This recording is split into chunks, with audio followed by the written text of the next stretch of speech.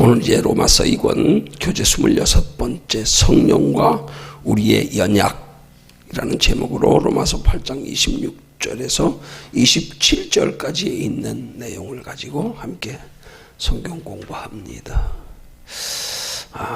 성령과 우리의 연약이라는 제목을 다른 면에서 또 한번 붙여보면 성령과 우리의 언약 이렇게 표현할 수도 있어요. 성령을 통해서 우리는 우리의 연약함을 깨달아 알고 발견하게 되고, 성령을 통해서 우리는 하나님과 우리의 언약에 대해서 확신을 가지게 되는 것.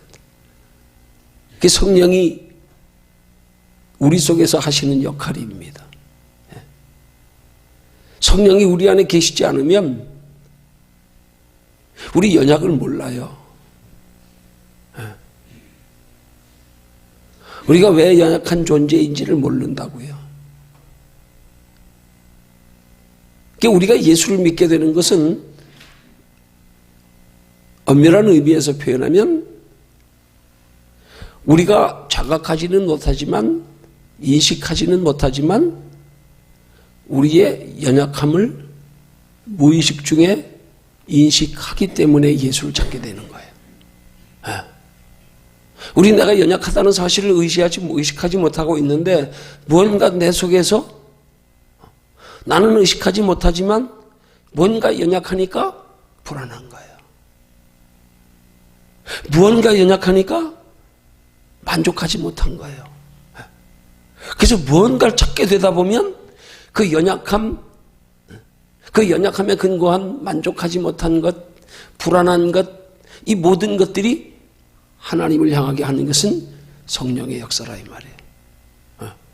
그래서 우리가 성령을 우리 안에 경험하고 체험하고 성령님이 우리 안에 오실 때에, 성령으로 우리에게 믿음을 주실 때에 비로소 우린 예수를 알게 되고, 예수를 알면서 비로소 우리의 연약함을 그때 우리가 자각하게 되는 거란 말이에요. 인간이 얼마나 연약한 존재인가. 인간이 얼마나 유한성이 있는 존재인가. 이게 성령이 오실 때 비로소 깨달아진다고요. 그래서 그렇게 깨달아지는 걸 신약적으로 표현하면 그걸 뭐라 그러냐면, 신학적으로 표현하면 그걸 우리 죄를 깨닫는다 그러는 거예요. 나의 죄인됨이 성령의 역사로 성령이 우리 안에 오셔서 예수가 믿어질 때에 깨달아지는 거란 말이에요. 이게 느껴지는 거란 말이에요. 성령과 우리의 연약함이라고 하는 건 밀접한 관계가 있어서, 우리의 연약함 때문에 우리는 알지 못하지만 우리는 자각하고 지각하지 못하는 사이에 우리 속에서 뭔가 그 연약함이 하나님을 향하게 되어서 하나님을 만나고 깨달아지고 믿어지게 되는 것, 이게 성령의 역사란 말이에요. 그러기 위해서 우리는 신앙생활하면서 가장 먼저 우리가 알아야 할 것이, 물론 성령님이 도와주셔야 되지만은 우리의 연약함을 깨달아야 된단 말이에요. 그래서 연약함을 통하여 우리가 예수를 알고 발견하고 믿음을 가지게 되었다면, 그 뒤에도 이제부터는, 그 다음부터는 뭐예요? 성령을 우리가 예수를 영접하여 만나기 전에는 무의식 중에 자각하지 못한 채로 우리 속에 연약함을 느끼고 있었는데, 이제 예수를 만나고 나서부터 그 다음 단계 우리에게 또 필요한 것, 이제는 우리 스스로가 자각해야 된다는 사실이에요. 예수 안에 돌아보면서. 이걸 자각하지 못하면 우리는 예수는 믿었어요. 왜? 내가 알지 못하지만, 자각하지 못하지만 내 속에서 뭔가 만족하지 못하고 불안한 것들 때문에 무언가를 나도 모르게 찾다 예수를 만났단 말이에요. 그것 때문에 하나님이 우리를 불러주셨단 말이에요. 근데 그 다음부터는 우리 스스로가 이제 예수 안에서 나를 돌아보면서 나의 연약함을 또 깨달아야 된단 말이에요. 근데 우리 예수 믿으면서 이걸 깨닫지 못하면 내가 무의식 중에 자각하지 못한 상태에서 연약함으로 인한 무지함, 두려움, 만족하지 못하는 것, 이런 걸 통해서 예수는 만났는데 그 다음 예수 만난 가운데서도 우리의 연약함을 두 번째 단계에서 깨닫지 못하면 예수를 의지하지 않게 된단 말이에요. 자꾸 내 수단 방법을 더 의지하려고, 예전과 똑같이. 그냥 무의식적으로 깨달아진 것만 가지고는 부족하단 말이에요, 신앙은. 그래서 우리가 말씀이 필요한 거란 말이에요. 말씀을 통해서 자꾸 나의 연약함이 깨달아져야 되는 거예요. 깨달아지는 만큼 우리가 믿음이라고 하는 건 한마디로 표현하면 나의 연약함을 깨닫는 게 믿음이에요. 그게 믿음이, 다른 게 믿음이 아니에요. 근데 우린 종종 자꾸 믿음을 내 중심으로 생각할 때가 많아. 내 기준으로 생각할 때가 많아. 그건 뭐냐면 지금 예수를 우리가 무의식 중에 자각하지 못한 채로 성령의 도우심으로 연약함을 알고 영접하게 됐는데, 그 다음 단계에서 나의 연약함을 깨닫지 못하니까 신앙생활을 자꾸 내 의지로 내 지식으로 하려고 그러는 거란 말이에요. 그게 두 번째 단계에서 우리의 연약함을 자각하는 신앙이 돼야 된단 말이에요. 그래서 두 번째 단계에서 예수 그리스도를 믿어 영접하고 나서 내 연약함을 자각하게 하도록 하기 위해서 하나님이 우리에게 주신 것이 말씀이란 말이에요. 그 말씀을 자꾸 상고하면서 말씀을 자꾸 보고 들으면서 내 연약함이 깨달아져야 되는 거예요. 내 연약함이 깨달아지는 만큼 예수를 의지하게 되는 거예요. 예수를 찾게 되는 거예요. 예수를 바라보게 되는 거예요. 예수의 소망을 두게 되는 거예요. 연약함이 깨달아지는 만큼. 근데 많은 경우에 우리가 스스로 말씀으로 통해서 우리가 나의 연약함이 깨달아질 수 있도록 내 스스로 자각되어질 수 있도록 부지런히 하나님을 가까이 해야 되는데, 이거 소홀히 하다 보면은요, 예수는 만났어요. 무의식적인 연약함으로 인해서. 여러분, 세상 사람들은 자기로 만족하는 사람들은 예수 찾을 생각도 안 해요. 찾을 생각도 안 해요. 물론 하나님이 우리의 의지와 상관없이 하나님이 우리를 선택해 주시는 게 믿음입니다. 예수 그리스도를 믿게 되는 건 우리의 선택이 아니에요. 근데 분명히 우리가 깊이 생각해 봐야 할 것은, 그러면 예수를 믿게 되는 것은 우리의 선택이 아닌데, 그러면 하나님 우리는 왜 선택하셨으며 믿지 않는 사람들은 그들을 왜 선택하지 아니하셨을까? 그 뭔가의 기준이 있을 거란 말이에요. 틀림없이. 하나님은 공의의 하나님이신데 어떻게 우리만 택해 주시고 다른 사람들은 왜 안 택해 주실까? 기준이 뭘까? 그게 우리가 자각하지 못하는, 느끼지 못하는 우리 속에서의 어떤 마치 짐승들이 회귀 본능이라고 있잖아요. 그러죠? 그 짐승들 스스로가 자기들이 회귀 본능이 있는 걸 몰라요. 근데 막상 연어가 개천에서 부화돼가지고 태수형 한마디로 나가가지고 다시 다 성장해서 산란할 때쯤 되면 돌아오듯이요. 자기가 알고 그 길을 돌아오니 본능이에요. 본능 속에 있는. 뭔가 우리 속에서 자각하는 우리의 연약함. 나는 이거 차이라고 생각하는 거예요. 그 차이가 뭔가를 하나님을 향하여 마치 누구처럼요? 삭개오처럼요. 삭개오처럼.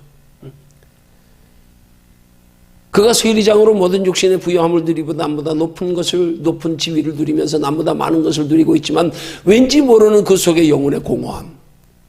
그것 때문에 예수의 소문을 듣고 예수 한번 만나보고 싶어서,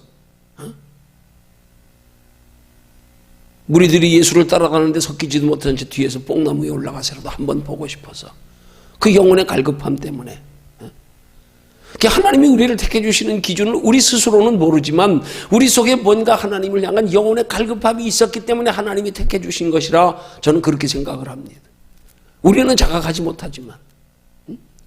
그래서 우리가 자각하지 못했지만 영혼의 갈급함이 있어서 하나님이 우리를 택해 주셨고, 그러면 하나님이 우리를 택해 주신 다음에는 이제 우리 스스로의 그리스도 안에서의 진짜 우리의 연약함을 우리는 알아야 되는 거란 말이에요.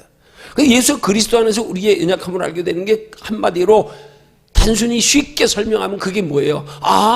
우리 앞에 영원한 다음 세상이 있는 거. 내가 이 영원한 다음 세상을 모르고 이 땅에서 육체로 잠깐 사는 것, 이 자체가 우리에게 얼마나 허망한 것인지, 얼마나 무가치한 것인지. 그래서 예수 없는 나의 모습에서, 믿음 없는 나의 모습에서 나의 연약함을 절실히 깨달아지는 거, 이게 말씀으로 통하여 우리의 깨달아져가는, 믿음이 자라가는 거란 말이에요. 그 믿음을 한마디로 표현하면 자신의 연약함을 깨닫는 거예요. 다른 게 믿음이 아니에요. 근데 우린 자꾸 하나님을 알아도 자신의 그 하나님의 말씀과 하나님의 뜻을 아는 중에서 비교하여 자신의 연약함이 깨달아져 가야 되는데, 자신의 연약함이 깨달아져 가지 않은 채로 아직도 내가 살아서 내 자각으로, 내 의식으로, 내 의지로 자꾸 내가 뭔가를 알려고 하고 내가 무언가를 갖추려고 하고 내가 무언가를 이루려고 하는 거. 그걸로 믿음이 자라가는 게 아니란 말이에요. 여기서 우리는 똑바로 알아야 되는 거예요. 믿음이 뭐냐? 믿음이. 하나님이 우리에게 믿음을 요구하시지 않는다니까요. 믿음은 우리 힘으로 얻는 게 아니라니까요. 믿음은 마치 달과도 같은 거예요. 태양이 비추어질 때 비로소 빛을 받아서 반사하는 거예요. 태양 자체로는 빛을 발할 수가 없어요. 우린 달과 같은 존재라니까. 태양이 비춰지는 만큼 반사되어 빛을 발하는 게 달이란 말이에요. 우리가 달로서 태양의 빛을 얼마나 비추어지느냐, 반사되어지느냐에 따라서 그게 우리 믿음의 정도라는 사실이에요. 그게 믿음이에요.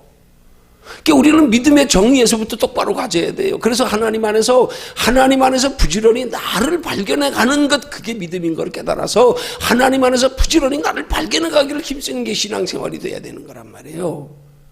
근데 우린 자꾸 하나님 안에서 나를 발견해 가기를 힘쓰는 게 되지 아니냐고, 내가 자꾸 뭔가를 해야 된다는 의식,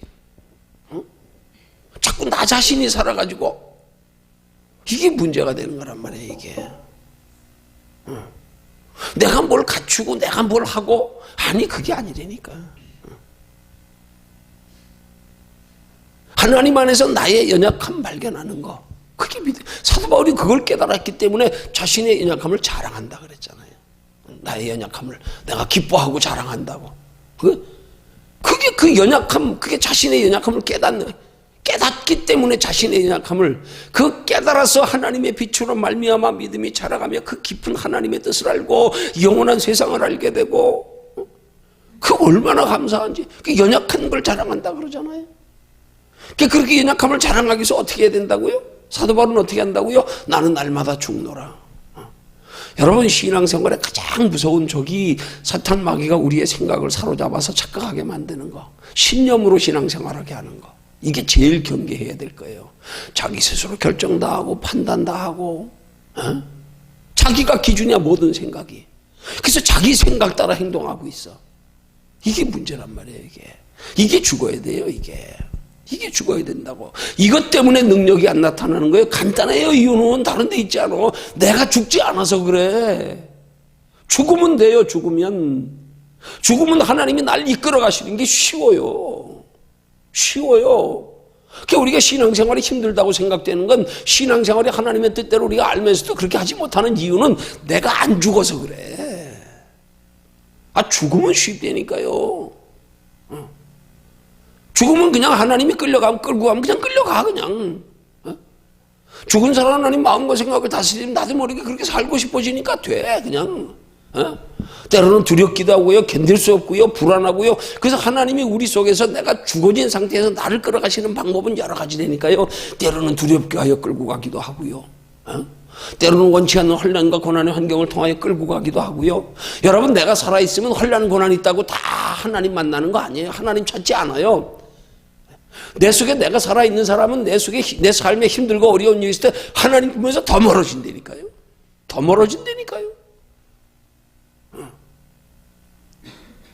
내가 죽어지면 신앙생활이 쉬운 거란 말이에요.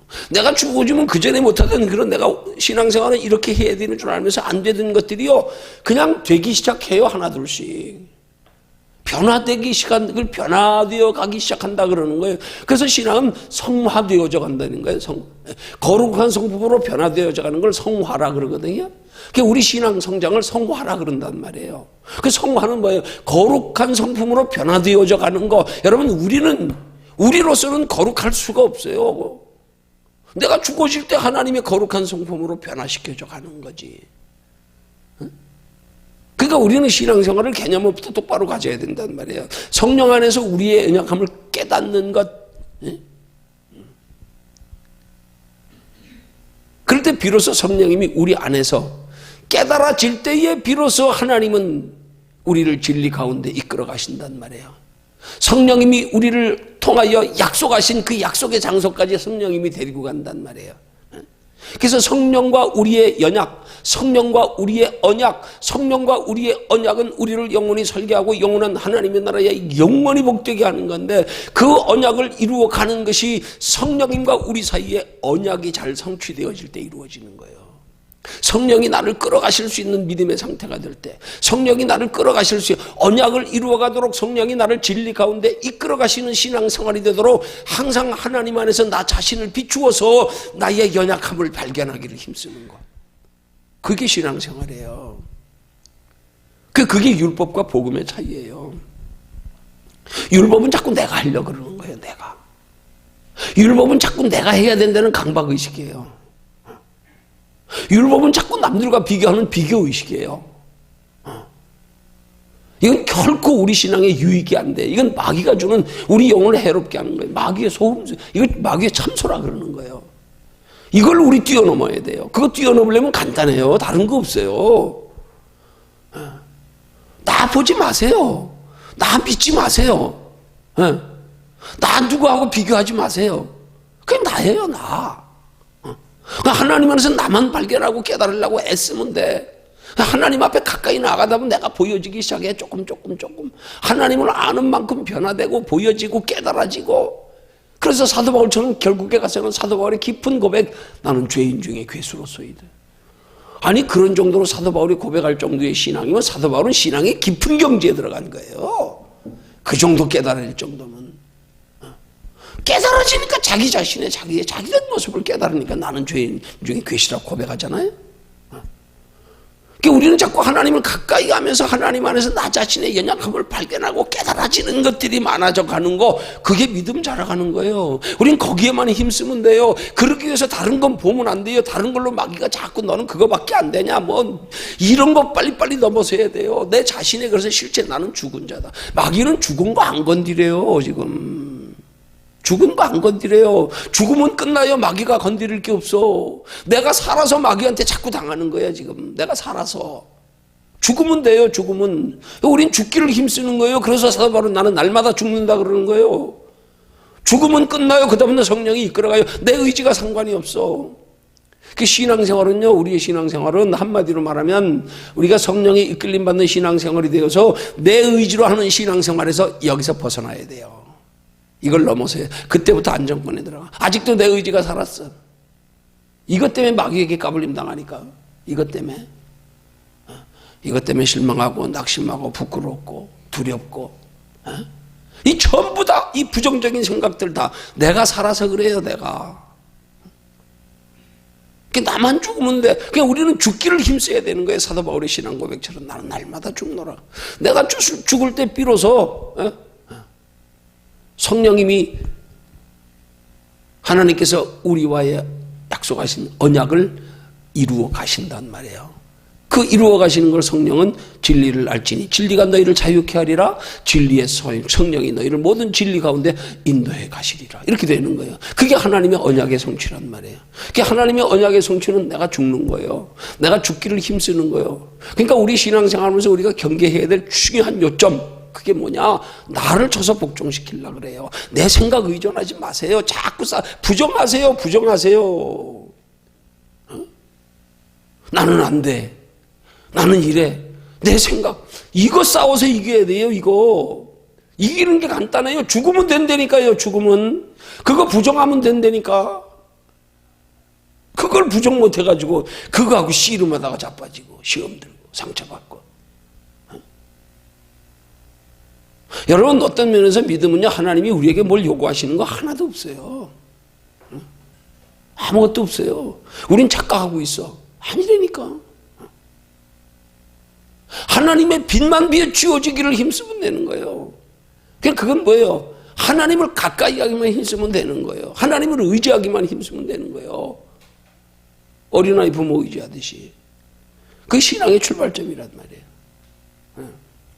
그래서 그런 성령이 우리의 연약함을 도와주시고 우리를 택하시고 하나님이 언약하신 바를 이루어 가시는 것이 성령의 역할이라 이 말이에요. 우리는 오늘 교제의 말씀을 통해서 이 성령의 역할을 우리는 잘 알아야 된단 말이에요. 자, 그래서 서론에 보면 짧다면 짧은 생이지만 지금까지 살아오면서 크게 깨달은 것이 있다면 인간은 모두 약하다는 점이다. 여러분, 이게 어디서 깨달아지는 거예요? 인간이 약하다는 걸 어디서 깨달아지는 거예요? 여러분, 세상적으로 인간이 약한 것을 깨닫는 것과 우리가 신앙적으로 인간이 연약하다는 것을 깨닫는 것은 하늘과 땅 차이예요. 엄청난 차이입니다. 세상 사람들이 인간이 약하다는 것을 깨닫는 것은 뭘 깨닫는 거냐? 세상을 살아가면서 자기 의지로 세상에 눈에 보이는 것들에 자기 의지로 목적하고 계획하고 성취해 가는 것들에 대해서 한계를 느낄 때에 비로소 깨닫는 걸 자신이 연약하다고 그렇게 말하는 거예요. 믿지 않는 사람들은 내가 세상에서 뭔가를 이루려고 뭔가를 성취하려고 뭔가를 계획하는 일들이 제대로 안 될 때에 환경과 눈에 보이는 세상과 비교해서 내가 연약함을 깨닫는 거예요. 근데 믿는 사람들은 그게 깨달아지는 게 아니에요. 그건 당연한 거예요. 그건 아주 본질적으로 당연한 걸 깨닫는 거예요. 본질적으로. 그래서 이게 본질적으로 깨달아지고 나면 이제는 나의 연약함이 어떤 연약함이냐? 한 단계 올라서서 하나님의 영생하시는 하나님, 우리 속에 보이지 않는 영적 세계, 전능하신 하나님, 영이신 하나님, 우리 속에 거하시는 성령님 안에서 내 자신의 연약함이 깨달아지는 거란 말이에요. 그걸 다른 말로 표현하면 그런 거예요. 사도 바울이 나는 죄인 중에 괴수로소이다 하는 것. 연약함의 결과가 죄로 나타나는 거거든요. 세상 사람들은 그런 죄의 개념이 없잖아요. 왜? 깨닫지 못하니까. 영적인 깨달음이 없으니까. 본질적인 깨달음이 없으니까. 육신적인 환경적인 상대적인 깨달음이지 영적인 깨달음이 아니란 말이에요. 우리 신앙에서는 우리의 연약함을 깨닫는 것조차도 세상 사람들과 개념이 달라야 된다니까요. 아직도 예수 믿으면서 뭔가 내가 하려고 하다 안 되는 거 가지고 나는 연약하구나. 이게 아니라니까. 이게 여기에 붙들리다 보니까 실망하고 낙심하고 좌절하고 포기하고 부끄러워하고 그게 아니라니까요. 하나님 안에서 빠르게 깨달아지는 순간에 세상 사람들이 느끼는 그 연약함, 거기에 대해서 우리는 벗어나게 되는 거예요. 좌절, 두려움 다 벗어나게 되는 거예요. 뭐 그게 본래 내 모습인데 뭘 그거 가지고 좌절해, 뭘 그거 가지고 부끄러워해, 응? 그거 가지고 뭘 고민해. 그게 본래 내 모습인데, 내 실체를 알았는데. 이제 깨달아야 될 것은 그렇게 나 자신의 나의 나된 모습 가운데서 하나님과 비교하여 보면서 나 자신의 연약함을 깨달아야 되는 거예요. 저 하나님을 알았는데, 영생의 비밀을 알았는데 저거를 내가 내 힘으로 이룰 수 없다는 사실에 대한 깨달음의 약함. 이 땅에서 뭔가를 이루려고 하다가 한계에 부딪혀서 연약함을 깨닫는 게 아니라 더 크고 영원한 걸 발견했기 때문에 그걸 이루고 싶은데 나로 할 수 없는 연약함, 이게 깨달아져야 되는 거란 말이에요. 이게. 근데 많은 경우에 그리스도인들이 아직도 세상 사람들과 똑같은 개념 가지고 육체로 살면서 이 땅에서 무언가를 이루어가는 건 남과 비교하고 뭐 이런 것들에 대해서 자꾸 연약함을 이것만 가지고 느끼는 거, 이것만 가지고. 이거 빨리 초월돼야, 여기서 빨리 죽어야 돼요. 여기서 죽어야 된다니까. 이게 안 죽으니까 날마다 씨름하고 넘어지고 마귀가 건드려가지고 넘어지고 그렇게 되는 거예요. 이제는 저 영원한 하나님의 나라를 발견했기 때문에, 영원한 생명을 발견했기 때문에 저거 이루고 싶은데 내 힘으로 될 수 없는 거, 이걸 깨달아줘야 되는 거예요. 이게. 그래서 아직도 예수 믿으면서 여전히 세상 것 가지고 저거 이루고 싶은데 저거 하고 싶은데 안 되는 거, 이게 아니란 말이에요. 이게. 내가 상대적으로 내 연약함을 깨닫는 데 있어서 내가 원하는 것, 내가 계획하는 것, 내가 성취해 가는 것들에 대하여 상대적으로 전에는 눈에 보이는 유한한 세상 것들을 추구하며 살다가 안 되니까 연약함을 깨달았지만, 이제 더 큰 걸 발견하고 영원한 걸 발견하고 나니까 저걸 추구하며 살아가는데 내 힘으로 안 된다는 사실을 깨닫는 거. 이게 신앙의 출발이란 말이에요. 근데 많은 사람들이 이런 신앙의 출발도 아직도 되지 못한 채로 예수 믿으면서 그걸 한마디로 아직 같이 하지 못했다는 거예요. 왜 살아야 되는지, 어떻게 살아야 되는지, 어디서 왔다 어디로 가는지 아직도 깨닫지 못했어. 그래서 삶의 목적이 바뀌지 않았어. 관심이 바뀌지 않았어. 이걸 상대적으로 말하면 이걸 아직도 내가 살았다 그러는 거예요. 육이 살아서 그래. 육이.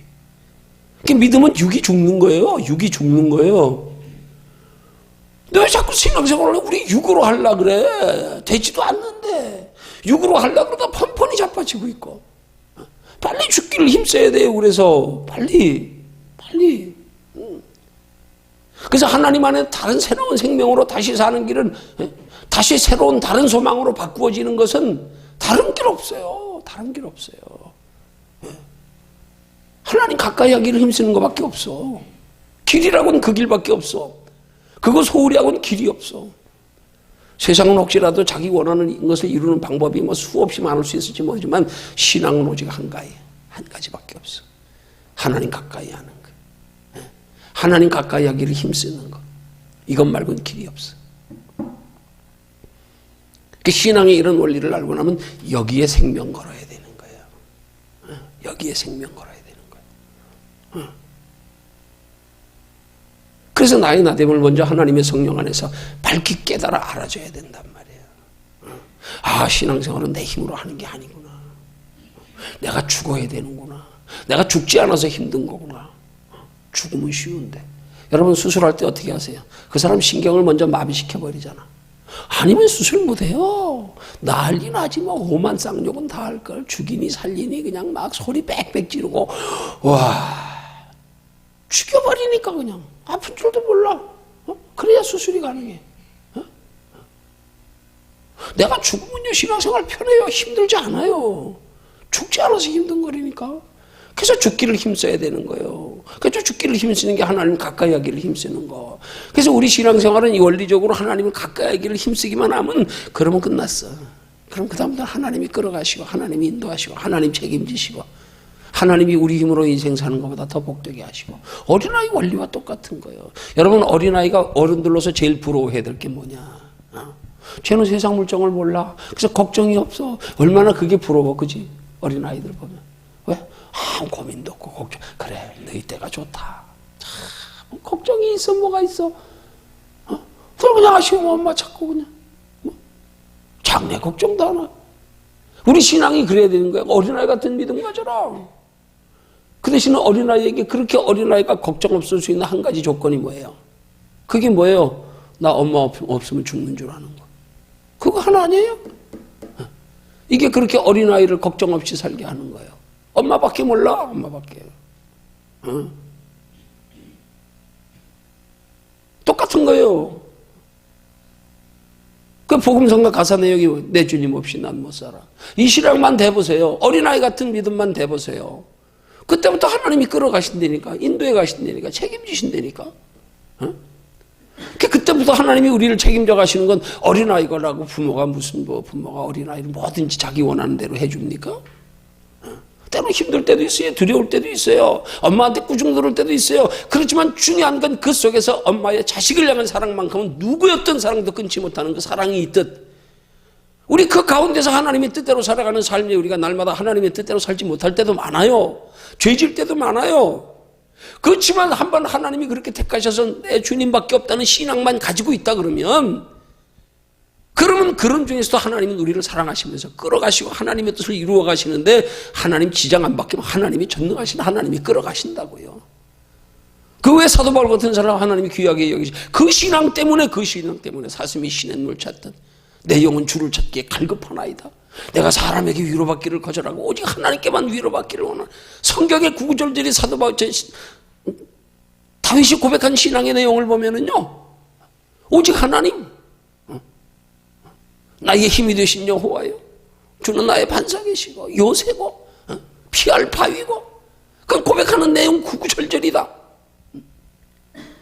그런 신앙이 되놓으니까 정말 다윗의 그런 행실로 보면 어떻게 저렇게 하나님 만난 사람이 저럴 수가 있을까? 우리 자꾸 하나님 만나고 변화되면 인격을 보잖아요. 그럼 그렇게 하나님 만난 사람이 그렇게 하나님 만나가지고 이스라엘을 그 하나님께서 허락하신 가나안 땅의 7 족속을 다 멸하고 점령하기까지 그렇게 하나님을 의지하고 경험하고 승리했던 다윗이 이제 한가해져서 이제 자기가 몸소 앞서 전쟁에 나가지 않아도 될 만큼 이제 그렇게 되고 나서 한가하게 왕궁을 거닐다가 목욕하는 여인을 보고 아니 그렇게 하나님을 채우고 만난 사람이 어떻게 저거밖에 안 되냐? 우리 자꾸 신앙을 인격으로 볼 때가 많아. 성품으로 도덕 윤리적인 성품으로 아니에요. 그거 아니라니까요. 그렇다 그러면 사도 바울 다윗은 하나님이 예수가 그 다윗의 후손을 통해 오실 이유가 없어. 자격이 안 되는데. 자격이 안 되는데. 근데 그 속에 뭐가 있었어요? 내 주님 없이는 못 산다는 신앙. 연약하여 넘어지도 어린아이가 자빠져도 나는 엄마 없으면 안 돼. 여러분 비록 연약하여 실수할 때 있어도 대단히 중요한 신앙의 원리란 말이에요. 내가 죽어져 가서 내가 하나님 안에 변화되는 게 우린 자꾸 내가 내가 예수 믿었다고 체질 바뀌는 거 아니에요. 예수 믿었다고 성격 바뀌는 거 아니에요. 예? 바뀌는 거 아니에요. 바뀌는 게 아니라 내 관심이, 내 소망이, 내가 소중히 여기는 것이 바뀌어지면서 나도 모르게 거기에 따라서 하나둘씩 바뀌어지는 거, 잊혀지는 거야. 저기 보다 보니까 전에 이렇게 살아야 되는 것들이 생각이 안 날 뿐이야. 저기 보고 가다 보니까. 그게 선인 거예요. 어? 우리 신앙을 마치 무슨 우리가 도 닦는 것처럼 내가 얼마나 내 의지를 어떻게 해야 되고 아니에요. 무관심해지는 거예요. 무관심해지기 때문에 그런 행동이 나도 모르게 안 나오는 것 뿐이야. 내가 그걸 하지 말아야지가 아니야. 응? 그걸 내 속에서 성령님이 다스려 주장하시니까 때로는 내 마음이 그쪽으로 가기도 하는데 성령님이 강하게 역사하실 때는 여기서 거부 반응이 생기는 거야. 여기서 두려움이 생기는 거야. 그런데도 내가 거절하고 따라갔다가는 하나님이 한 번씩 손 보시면 깨달아지는 거야. 아이쿠야. 또 하나님이 우리를 다루어 가시면 부모가 어린아이를, 자녀를 다루어 가는 것과 똑같아요, 보면. 이치적으로. 그래서 그런 면에서 보면은요, 우리가 때로 하나님의 자녀답게 하나님의 뜻대로 살지 못하는 것조차도 하나님은 그걸 통해서도 우리에게 은혜가 되게 하신다니까. 그래서 죄가 더한 것에 은혜가 더욱 넘쳤다는 거예요. 그렇게 해서 우리는 하나님 안에서 나는 정말로 우리 자신의 하나님의 성령에 비추어져서 나 자신의 연약함을 깨달아 아는 만큼 믿음 자라가는 만큼 그게 된단 말이에요. 네. 우리는 짧다면 짧은 생이지만 지금까지 살아오면서 크게 깨달은 것이 있습니다. 인간은 모두 다 약하다는 겁니다. 이거는 그냥 어떤 인간이든지 다 공통적으로. 여기서 분명히 구분해야 되는 거란 말이에요. 이게 달라지는 거예요. 믿는 순간에 바른 믿음에 우리 가치관이 변화되는 순간에 이제는 내가 약하다는 사실을 깨닫는 단계가, 깨닫는 수준이, 깨닫는 유형이 달라져야 되는 거란 말이에요. 여기서부터 시작이에요, 신앙은. 육신적으로 연약한 깨닫는 거, 그건 믿지 않을 때도 깨닫는 거 아니에요, 사람들도? 이제 우린 그거 깨닫는 게 아니에요. 우린 그게 너무 예수 안에서 밝히 깨달아져 버리니까, 나는 아무것도 아니구나. 나는 죽었구나. 이제는 약하다는 거 깨닫지도 않는 게, 그게 본래 내 모습이구나. 이건 약한 거 깨닫는 게 아니라 본질을 깨닫는 거지. 세상 사람들은 거기서 자기 자신의 본질을 몰라서 약함을 깨닫지만 우리는 예수 안에서 약한 것, 그것보다 더 근원적인 거, 우리 인간의 본질을 깨닫는 거지요. 본질을. 우린 죽은 자구나. 우린 죽은 자구나. 예수 알고 하나님의 말씀으로 점점점 우리의 믿는 바, 우리의 신앙생활, 우리의 삶의 원리를 알아가다 보니까 우린 죽었었구나. 아담과 하와 때 부여하셨던 하나님의 성장을 잃어버려. 우린 죽은 상태였구나. 근데 우린 죽었는데 약하다고 생각했던 거잖아요. 죽었는데. 예수 알고 나니까 약한 게 아니라 죽었어. 본질이 죽은 자야. 이게 깨달은 것부터 바뀌어줘야 된단 말이에요. 여기서부터. 이게 똑바로 깨달아져야지 성령과 우리의 연약함의 이 관계가 바르게 형성되는 거란 말이에요. 이게 바르게 형성되지 않으면 신앙이 어떻게 되느냐? 여전히 그 세상 사람들이 약하다고 느끼는 건 나도 느끼면서 그 약한 거, 그 세상 사람들이 느끼는 그 약한 거 해결하고 그 약한 거 극복하려고 성령을 의지한단 말이에요. 이게 문제란 말이에요, 이게. 응? 그거 아니에요. 그게 아니에요. 그게 뭐예요? 쉽게 설명하면 예수 믿고도 여전히 세상을 사랑하고 세상을 소중히 여겨서 여전히 복이나 받기 바라는 거. 그거 똑같은 거예요. 성령 의지해서 나 바라는 거 이루려고, 내 소원 이루고 싶어서, 나 행복해지고 싶어서, 육신적으로 나 높아지고 싶어서, 나 사람들한테 인정받고 싶어서, 그것 때문에 약함을 깨달아서 성령이 의지하는 게 아니란 말이에요. 본질이 바르게 깨달아지고 나서 성령님을 의지해서 이제 약한 것은 나는 이건 죽은 거니까, 본질로 죽은 거니까 이제는 이게 약한 게 아니라 죽은 거, 이젠 저거 볼 거 없는 거, 저거는 죽었어 이미. 이제 우린 더 크고 영원한 걸 바라보면서 저걸 이루는데 약한 거. 그걸 가지고 성령님을 의지해야 된단 말이에요. 그걸 이루기 위해서요. 이게 거듭나는 거예요, 이게. 그 여기서 똑같이 대입시키면 안 된다니까요. 짧다면 짧은 생이지만 지금까지 살아오면서 크게 깨달은 것, 그건 인간은 모두 약하다. 신앙적으로 말하면 인간은 다 죽은 존재다. 그죠? 죽은 자예요. 왜? 하나님이 우리를 창조하실 때는 하나님의 형상으로 창조하셨는데 아담과 하와 후손들이 다 하나님의 형상 잃어버렸잖아요. 끝기 싫록 너희가 살았다고 하나 죽은 자로다. 예수 믿어도 여전히 하늘에 소망 없이 살아가는 자는 죽은 자라고 할 정도로. 우리 육신을 위해서 사는 죽은 자예요. 죽은 자. 죽은 자가 뭘 약한 걸 깨달아요. 어떤 약함을 깨달아야 되냐고요. 산 자가 깨닫는 약함은 그게 아니란 말이에요. 저 영원한 것, 저거 이룰 수 없는 우리의 약함, 저게 보이는데 저거 이루고 싶은데 그걸 우리 힘으로 이룰 수 없음을 안타까워하며 깨닫는 것. 이게 영혼의 갈급함이란 말이에요. 이게 영혼의 목마름이란 말이에요. 이 영혼의 목마름을 해결하려고 삭개오는 뽕나무에 올라갔잖아. 이 영혼의 목마름을. 육신적으로 부유한데 뭐 답답하다고 세무장 정도 되는 사람 채신머리 없이 뽕나무에 올라가고 앉았어. 사람들한테 놀림거리 되게. 이제는 우리 영혼의 목마름을 가지고 자신의 약함을 날마다 깨달아가야 된단 말이에요. 그래서 이렇게 교제에 서른 부분이지만 굉장히 깊게 달아야 되는 거예요. 인간은 모두 약하다는 점입니다. 다 약해요. 아니요, 약한 게 아니에요. 신학적으로 본질적으로 보면 인간은 다 영적으로 죽은 존재다. 그러나 예수 믿는 사람들은 이제 다시 하나님의 형상을 회복하여 살아있는 존재가 됐다. 살아있는 자가 진짜 약함을 깨닫는 거예요. 살아있는 자가 깨닫는 약함은 눈에 보이는 썩어 없어질 세상 것들을 가지고 그거 이루는데 자기 약함을 깨닫는 게 아니에요. 영원한 걸 이루는데 자기 약함을 깨닫는 거지요. 이거 분명히 구분되어야 된단 말입니다. 이걸 거듭남이라 그러는 거예요. 거듭남 없이 그냥 사람 약화되는 거, 이건 아니에요. 이게 신앙적인 설명이 될 수가 없어요. 자, 그 다음. 그리고 중생한 후 지금까지 신앙생활하면서 발견한 것이 하나 있는데 우리 믿음 좋은 사람도 인간으로서 연약함을 벗어나지 못한다는 사실이다. 여기 지금 믿음 좋은 사람도 인간으로서 연약함을 벗어나지 못한다는 사실은 뭐예요? 비록 우리가 살았어도 우리 힘으로 이룰 수 없다는 사실. 그러니까 우리가 비록 예수를 믿어서 우리 믿음이 좋다 그래도 그건 우리 믿음 가지고 되는 게 아니에요. 그러니까 우리 믿음을 착각하면 안 돼. 이건 우리 믿음이 아니에요. 우리 믿음 가지고는 여전히 약한 거야. 우리 믿음을 우린 신념이라 그러는 거야. 여전히 우리는 바르게 영원한 걸 발견했는데 그 영원한 걸 내 힘으로 이루려고 하는 건 우리 믿음이요, 그게. 하나님 우리 믿음을 요구하지 않는데 자꾸 우리는 우리 믿음으로 신앙생활을 하려고 그러잖아. 그래서 뭘 깨달아? 우리 믿음의 약함을 깨닫네, 자꾸 우리 믿음에. 아니요, 그게 아니에요. 우리 믿음이 아니란 말이에요.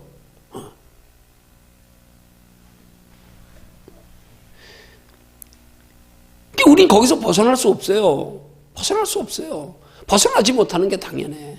신앙은 우리 믿음으로 하는 게 아니기 때문에. 그 우리 믿음으로 하는 신앙생활을 신념이라 그러는 거예요. 이걸 종교라 그러는 거예요. 이걸 율법이라 그러는 거예요. 하나님 우리 믿음으로 행하는 신앙생활을 원치 않아요. 그 복음의 원리를 똑바로 알아야 돼요. 복음의 원리는 우리 의지로 하나님의 뜻을 이루는 게 아니에요. 우리 의지로 우리가 발견한 걸 이루어가는 게 아니에요. 이걸 착각하면 안 돼요. 근데 우린 그걸 우리가 우리 의지로 이루어가려고 자꾸 신앙생활하다 안 되니까 넘어지고 자빠지고 시험 들고 부끄러워하고 사탄 마귀에게 참소당하고. 아니요, 사도 바울이 그걸 깨달았기 때문에 고백하는 말이 뭐예요? 내게 능력 주시는 주님 안에서 내가 모든 것을 할 수 있느니라. 그런 연약함을 깨닫는 사람은 전적으로 나를 의지하지 않고 내 힘으로 하려고 하지 않고 하나님을 의지하는 데 힘쓴다 이 말이에요. 하나님을 의지하는데, 하나님이 능력 주시기를 구하는데, 가능성을 보고 소망을 가져도 내가 날 보고 가능성 가지고 소망 가지 않고 뭐 나 돈 많으니까 뭐 소망이 있어, 자식 공부 잘하니까 소망이 있어, 뭐 장사 잘 되고 뭐 하니까 소망이 있어? 아니요. 예수 믿는 사람들은 그런 눈에 보이는 것들에 소망을 두는 게 아니에요. 내가 지금 하나님을 가까이 하고 있기 때문에 하나님이 나와 함께 하심에 대한 믿음이 있기 때문에 내 속에 하나님이 내 마음과 생각을 다스려 주장하시기 때문에 내게 소망이 있다. 내가 열심히 하나님을 가까이 하며 하나님께 소망 두고 살기 때문에 소망이 있다. 이렇게 바뀌어야 되는 거란 말이에요. 세상에 의지하던 것들을 다 사도 바울의 고백처럼 배설물처럼 여겨야 되는 거예요. 거기까지 올라가야 되는 거예요.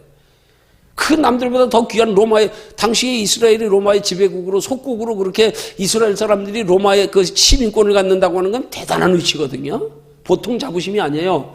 근데 바울은 로마의 시민권이 있었다고요. 베냐민 지파이면서도. 철저하게 이스라엘의 혈통이지만 그 부모들이 어떻게 해서 그렇게 높은 지위를 얻었는지 모르지만 당시에 바울이 이스라엘 백성으로 베냐민 지파로 로마의 시민권을 가지고 있었다고 하는 것은 마치 지금 비유로 말하면 그것보다 더 크지만은 미국 국적 취득한 사람처럼, 미국 시민권 있는 사람처럼. 당시에 로마 제국의 사람들은요, 함부로 법으로 다루지 못해요. 미국 사람들 여기에 거주권 있는 사람은 한국 법으로 못 하잖아요. 그죠? 한계가 있잖아요. 로마의 시민권이 대단한 지위예요. 전통적인 이스라엘의 베냐민 지파고요. 자기 스스로 자기의 거룩과 성결을 말하기는 나는 율법에 흠이 없는 자로다. 가멜리엘 문화에서요, 율법을 공부하고 철학을 공부한 사람이에요. 대단한 사람이에요. 근데 이 모든 것들을 바울이 뭐라 그랬어요? 다 배설물처럼 여긴다 그랬잖아요. 배설물처럼 여긴다고. 이런 것들이 아무것도 아니다, 이거. 가치 없는 거, 이거. 육신으로 이 땅에 사는 동안에 잠깐 보이다가 없어지는 거, 잠깐 육체로 사는 동안에만 잠깐 필요한 거.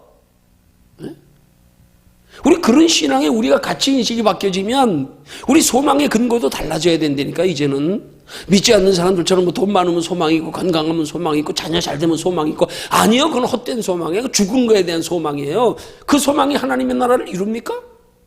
그거 뭘 이루어, 그 소망 가지고. 이 땅에 잠깐 편하고 행복하게 잠깐 살다 끝나는 거지요. 그게 무슨 소망이에요? 그건 죽은 소망, 헛된 소망. 예수 믿는 사람은 적어도 우리가 영원한 하나님의 나라의 영생을 발견했으면 그게 소망의 근거가 되면 안 되지요. 그걸로 영생 이룹니까? 아니잖아요. 아니잖아요. 물론 우리가 믿음의 소망을 크게 가지면 그것 가지고도 영생이 아닌, 영생은 예수 그리스도로 이루어지면 하나님의 나라의 칭찬과 상급과 면류관 이룰 수 있는 기회가 되는 거예요. 그러기 위해서는 먼저 가치관이 분명히 바뀌어지고 나서, 그렇게 바뀌어진 사람들은 육신의 것들을 추구해도 결코 그것이 신앙의 해가 될 땐 거절할 줄 안단 말이에요. 아무리 큰 거라도요. 영혼의 소중함을 알기 때문에 안 받고, 안 해. 나 차라리 굶고 말을 해. 이게 된단 말이에요. 그러니까 우리는 아무리 믿음 좋은 사람도 인간으로서 연약함을 벗어나지 못한다는 사실에 대해서, 사람이 몸을 입고 땅 위에서 숨을 쉬고 사는 한 연약이라는 십자가를 벗을 수 없다는 사실에 대해서, 이것은 우리 모두 이미 경험을 통해 공감하는 진리라고 생각한다. 어느 신학자는 인간의 연약함을 가리켜 인간의 조건의 총체다, 피조물 다움이라 표현했다. 자, 이 시간 우리의 연약함을 어떻게 성령이 돕는지 배우려 한다. 주님의 은혜가 얼마나 고마운지 느껴보자. 이렇게 우리의 연약함을 철저히 인식하고, 이 철저히 인식한 것 가운데서 우리가 이제 새로운 소망을 가지고, 이제 이 연약함에서 극복하여 이제는 강인한, 더 능력 있는, 힘 있는 그런 성공적인 삶을 살기 위해서 성령이 우리를 어떻게 도와주는가, 우리가 어떻게 할 때 도와주는가, 이걸 우리는 이제 배워야 되는 거라 이 말이에요. 성령과 우리의 연약은 곧 우리의 연약함을 도와주시는 성령에 관해서 배워야 되는 거란 말이에요. 우리의 연약을 도와주시는 성령. 그 단순히 성령과 우리의 연약함만 깨달은 걸로 멎어버리면 안 되니까 거기서 끝나면 안 돼요. 그럼 뭐예요? 낙심밖에 더 있어요? 절망밖에 더 있어요? 결론 났네. 성령이가 날 보니까 나는 막 연약한 거기서 끝나면 안 되죠. 그 성령님을 하나님이 우리 속에 보내시고 성령으로 우리를 새롭게, 우리를 믿음의 사람 만드시는 것은 그 성령으로 통하여 우리 연약함을 벗어나게 하시려고 하는 건데, 그러면 어떻게 하면 성령으로 의지하여 우리가 이 연약함을 벗어날 수 있을까? 그 성령 안에서 우리의 연약함을 벗어나기 위해서 우리는 연약함의 실체에서부터 똑바로 바꿔놓고, 육체의 연약함이 아니에요. 그건 당연한 거예요. 죽은 거. 연약함에 벗어나서 우리의 소망하는 것을 이루는 거, 육체의 것 이루는 게 아니에요. 이제는 영원한 거 이루는 게 소망이 돼야 되지. 여러분, 예수 믿는 사람들이 그 소망이 바뀌지 않고는 하나님의 일에 쓰실 수가 없어. 쓰실 수가 없어. 그런 사람들이 하나님의 일에 쓰임받는다고 하면서 하나님을 자기 영광의 배 삼는다 그러는 거예요.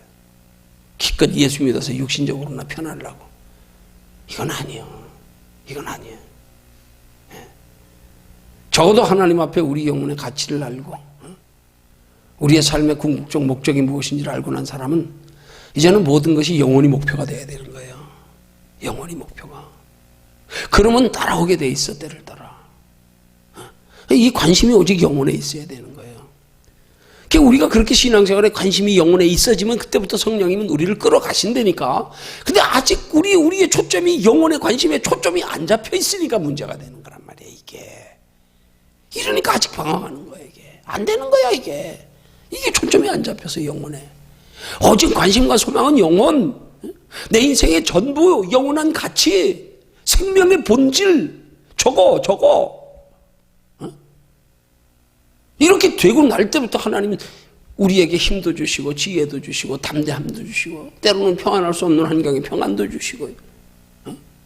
이제는 두려움의 대상이 바뀌어가지고 세상이 두려운 게 아니야. 오직 그거 주관하시는 하나님이 의식되고 하나님이 더 두렵지. 뭐든지 바뀌어지는 거예요. 그때부터 기준이.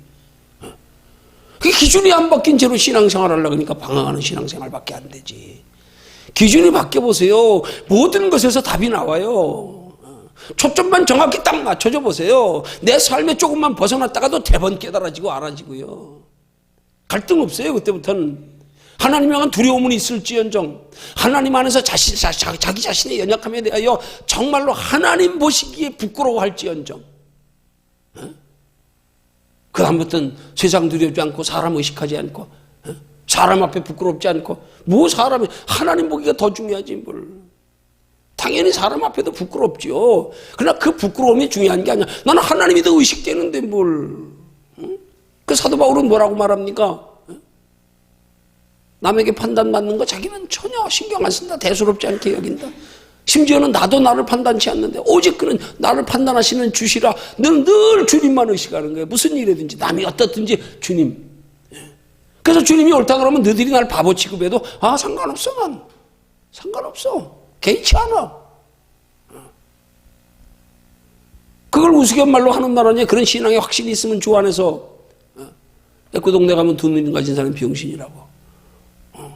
아무리 애꾸동네 가서 사람들이 자기하고 같지 않다고 병신이라고 놀려도 난 당당해. 왜? 하나님이 창조의 형상 내가 온전한 형상인데 뭘 그 사람들한테 판단받아. 그러니까 우린 종종 보면 신앙생활하면서 자꾸 하나님 중심에 초점이 맞춰져 있지 않아서 환경에 흔들리고 사람에 흔들리고 생각에 흔들리고 그렇게 되는 거예요. 초점만 분명히 딱 맞는 순간부터 하나님이 끌어가신다고요. 마치 돋보기에 태양의 빛을 비추는 거하고 똑같은 거예요. 초점만 딱 맞춰줘 보세요. 그죠? 불 붙잖아요. 초점 안 맞춰보세요.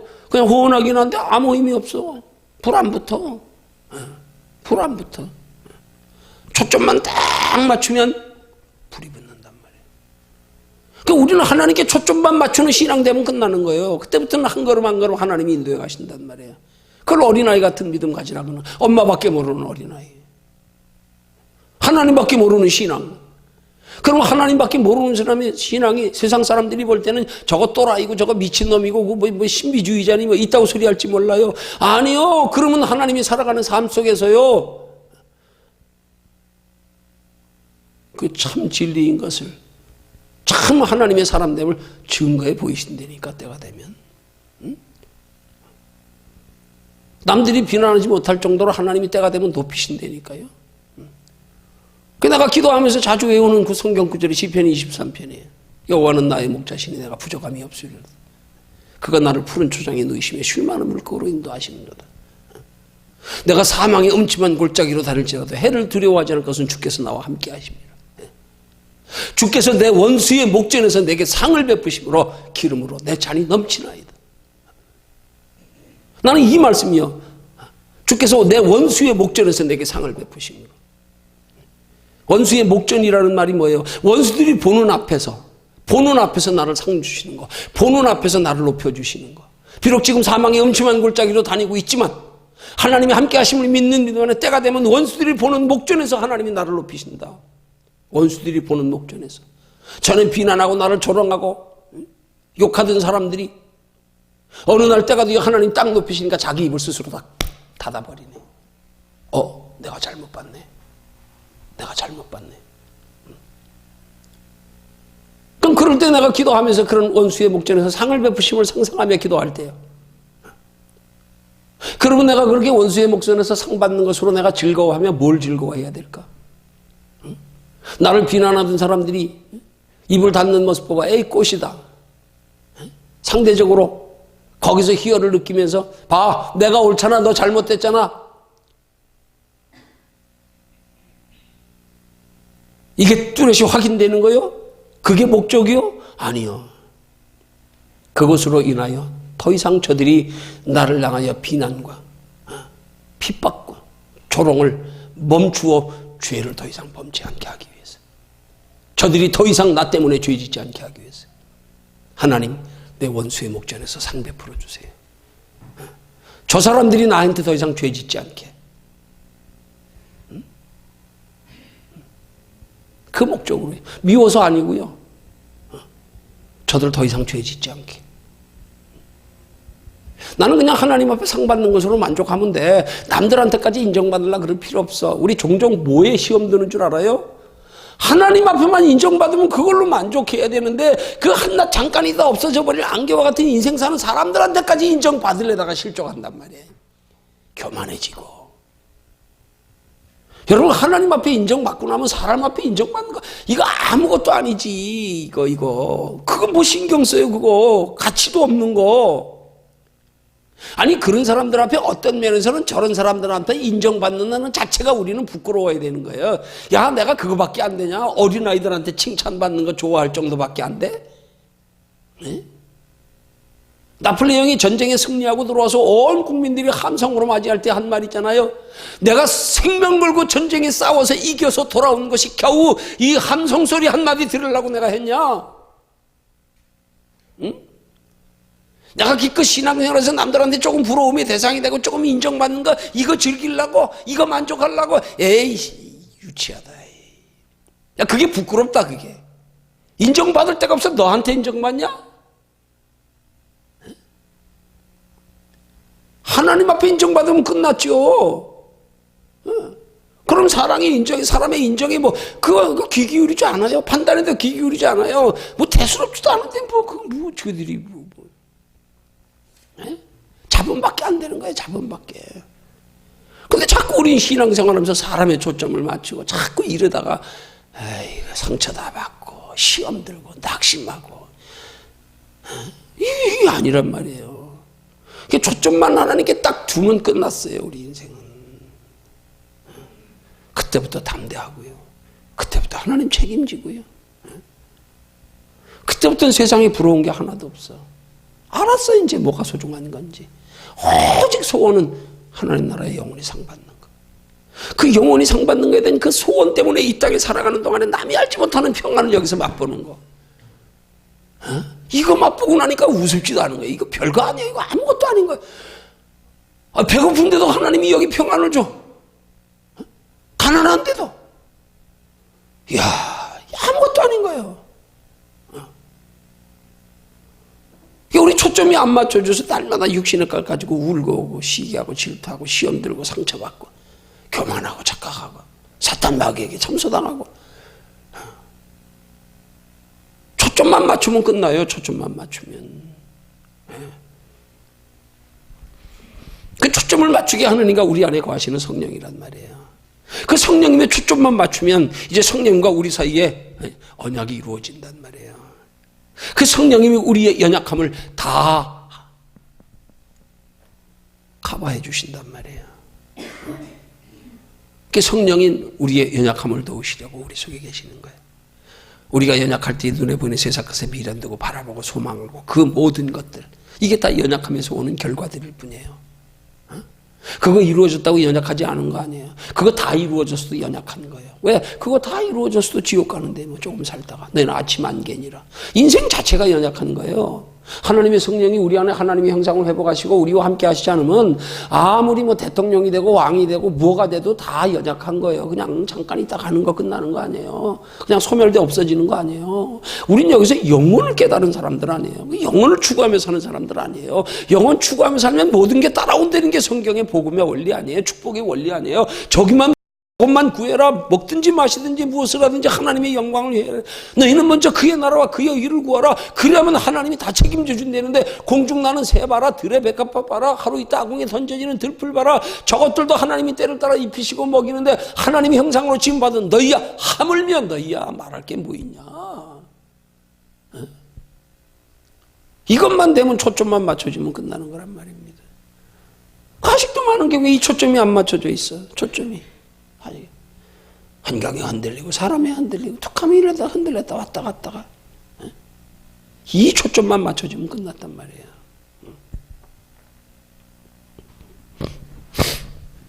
자, 그럼 이제 토의 내용에 들어가서 이제 성령과 우리의 연약함, 성령님과의 우리의 언약의 관계 어떻게 이루어가는가, 어떻게 도우시는가 함께 살핍니다.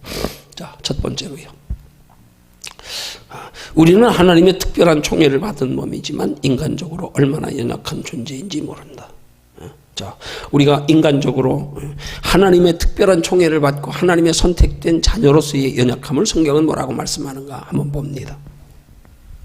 자, 고린도후서 11장 29절 33절까지 고린도후서 11장 29절에서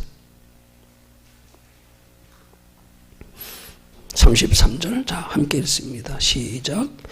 누가 약하면 내가 약하지 아니하며 누가 실족하게 되면 내가 애타하지 않더냐. 내가 부득불 자랑할진대 나의 약한 것을 자랑하리라.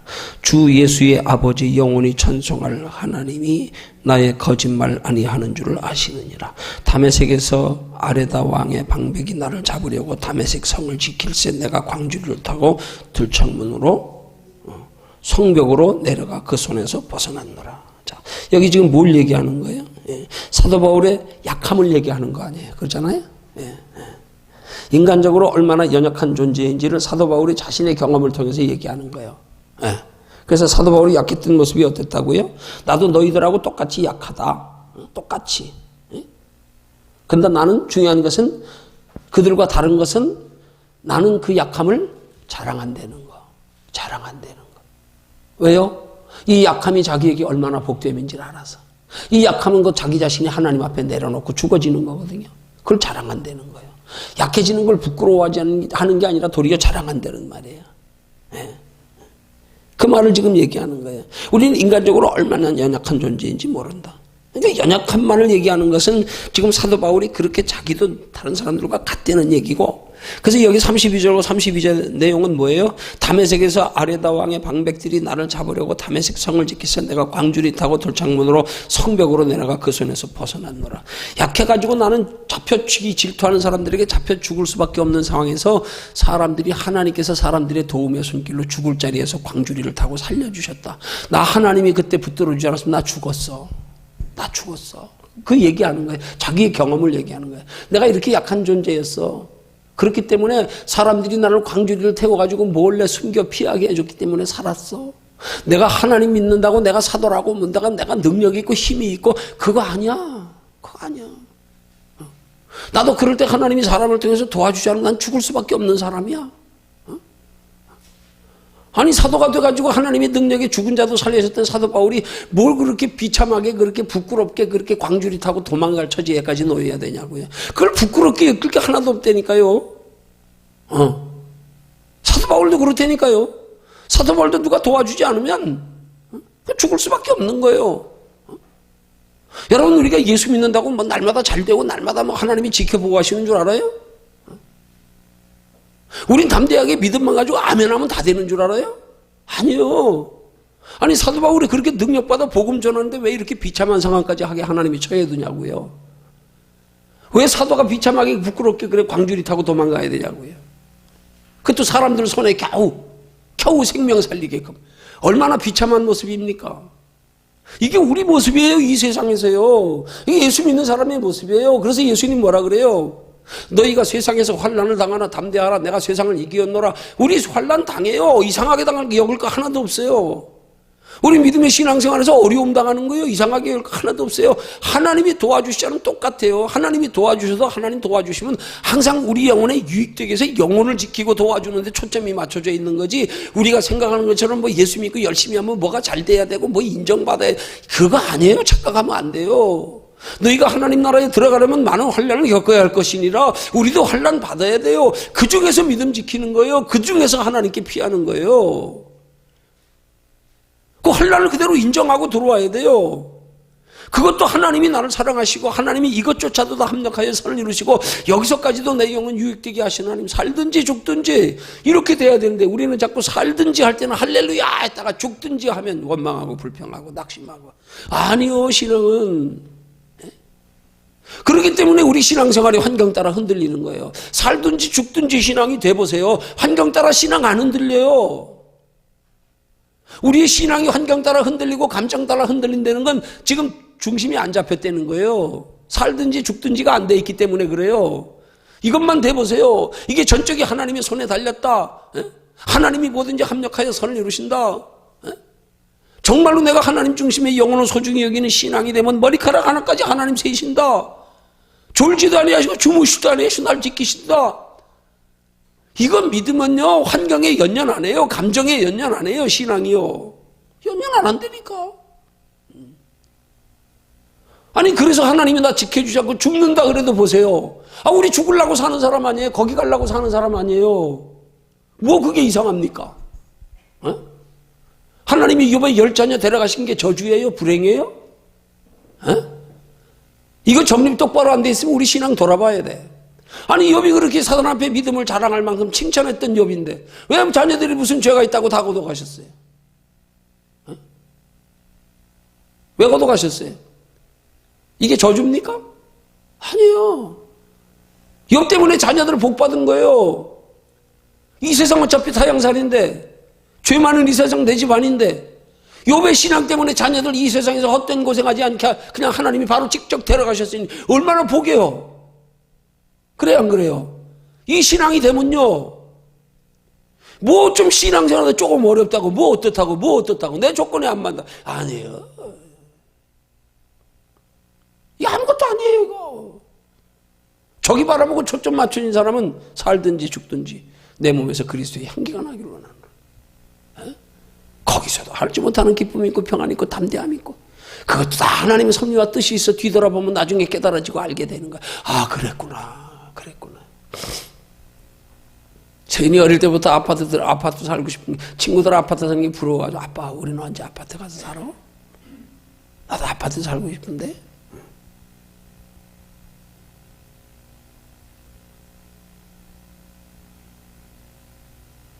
얼마 전에 밤새 피아노 치고 지가 뭐 잡고 뭐 한다고 뭐 연습한다고, 내가 옆에 있다 그래서, 세인아, 너 그때 하나님이 우리 아파트 주셨으면 어떨 뻔했냐?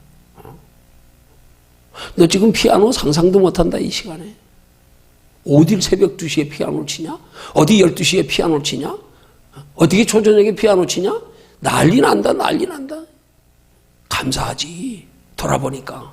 아, 너 마음 놓고 그래, 너 노래야. 네 마음 놓고, 이야. 얼마나 감사한 일이에요. 얼마나. 아파트 가기로 있고 다 됐다가 나중에 취소했어요. 취소된 것도 보니까 하나님의 은혜라. 그래서 서연이도 그 말 듣더니 웃더라고. 그러네, 아빠 진짜 그러네.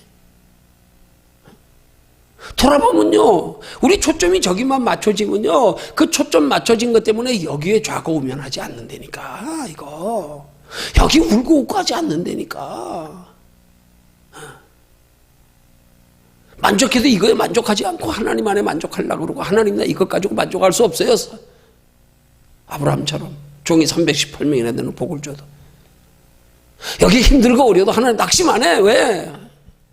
하나님께 초점 맞춰져 있기 때문에. 뭘 환경 따라 감정 따라 왔다 갔다 이래졌다 저래졌다, 이건 초점이 안 맞춰졌다는 증거예요. 초점만 맞춰보세요. 그때부터 인생이 편해지는 거예요. 담대해지는 거예요.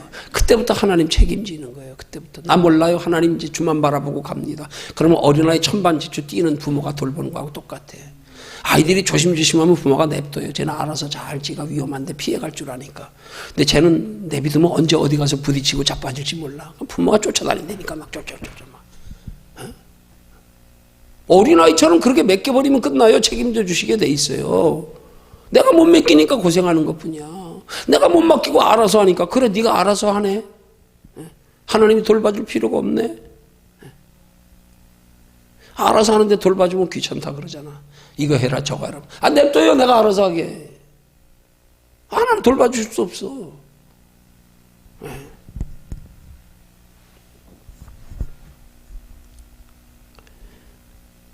우리 그렇게 연약하다는 자신에 대해서.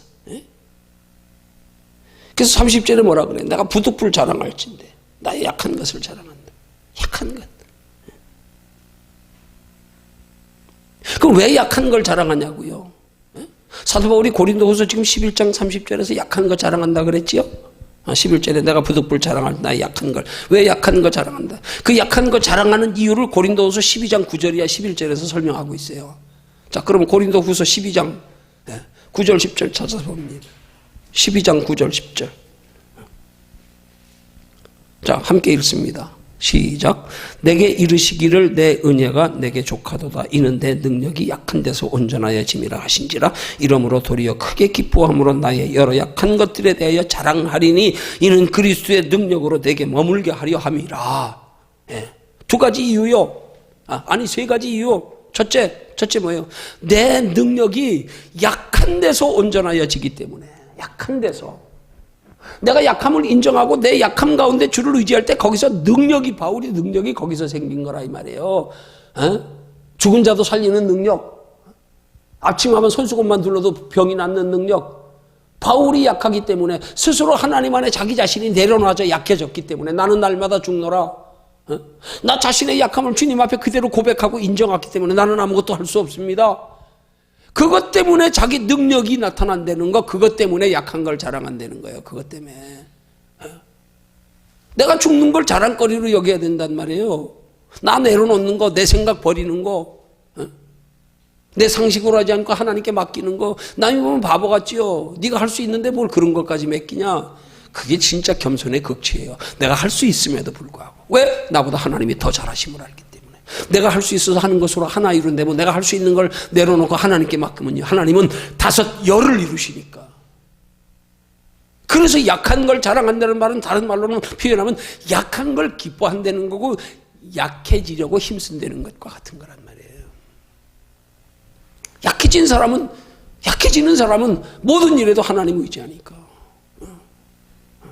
두 번째 이유가 뭐라고요? 왜 약한 걸 자랑한다고요? 그리스도의 능력이 내게 머물게 하려 함이라. 약해질 때 하나님이 내게 머문다는 거예요. 근데 내가 강해지면 주님은 떠나. 내가 강해지면, 내가 주인이 되면 주인 떠난다니까 주님은. 내가 주인이 되면. 근데 주님을 내 안에 항상 주님으로 모시기 위해서 나는 내가 약해져야 돼. 약해져야 돼. 나를 인정하지 않아야 돼. 나를 내려놔야 돼. 그래야 주님이 나를 불안해서 못 떠나. 내비두면 안 되겠는데. 위험한데. 주님 머물게 하려고. 주님이 내 안에서 머물게 하려고. 그러기 위해서는 자신의 약함을 늘 고백해야 된다 이 말이야. 내려놓고 늘 주님 의지해야 된단 말이야. 왜? 주님 머물게 하려고. 여러분 주님이 내 안에 머물기를 원하십니까? 그럼 여러분들이 주님 머물게 하세요. 어떻게 해요? 내려놓으세요. 내가 뭘 하려고 그러지 마세요. 내 생각도 내려놓고 내가 의지하는 것들도 내려놓고 다 내려놓으라 이 말이에요. 그것 가지고 주님 의지하란 말이에요. 주님이 행하시게 맡겨드리란 말이에요. 그게 뭐예요? 그거 기도 아니에요. 주님 해주세요. 그 성경의 말씀, 나로 쉬지 못하게 하라. 하나님 우리 보러 말씀하셔. 나를 쉬지 못하게 하래. 어떻게 쉬지 못해? 모든 일을 다 하나님께. 쉬지 말고 기도해라. 늘 하나님 의지하라. 작은 것도 하나님 의지하고 다. 그 하나님 쉴 여가가 없어. 하나님 그걸 기뻐하신대. 나로 쉬지 못하게 해라. 제발 좀 나 좀 쉬지 못하게 해라. 하나님 쉬지 못한다고 피곤해하시는 하나님 아니니까. 주님이 내 안에서 나를 능력으로 주님이 내게 능력이 되어주시도록 하기 위해서 그래서 자기는 날마다 약한 거 자랑한다는 거예요. 약한 거 기뻐한다는 거예요. 나 의지하지 않는다는 거예요. 나 의지하지 않는 걸 기쁨으로 여긴다는 거예요. 나 의지하지 않는 걸 자랑거리로 여긴다는 거예요. 그냥 단순히 그냥 자랑하는 게 아니란 말이에요. 그래야 주님이 내 안에 머물물 알고, 그래야 주님이 내 안에서 능력으로 역사하시는 게 내가 하는 것보다 하나님이 더 큰 일을 누리시고. 그리고 세 번째는 뭐라고요? 세 번째 뭐라 그랬어요? 10절에 뭐라 그랬어요? 그러므로 내가 그리스도를 위하여 내가 약한 것들, 능력, 궁핍, 핍박, 곤욕을 기뻐하노니. 뭘 위해서요? 그리스도를 위해서. 그리스도를 위해서. 그럼 그리스도를 위해서는 뭐겠어요? 하나님이 그리스도를 위한 바울의 어떤 것을 요구하시고 어떤 것을 필요로 하셔서 바울이 그리스도를 위해서 자기 약한 걸 자랑하네? 아니요.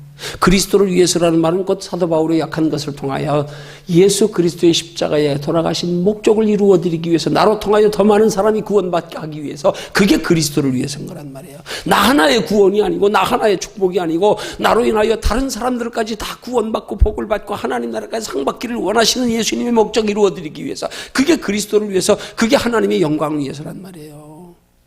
그 하나님의 영광을 위해서 내가 낮아지고 내가 약해질 때 하나님이 나를 통해서 이루심이, 내가 약해져야 비로소 하나님의 영광이 나타나는 거예요. 드러나는 거예요. 내가 강하면 사람들이 내가 강한 것 가지고 그리스도 드러내면 그리스도가 잘 드러나지 않아.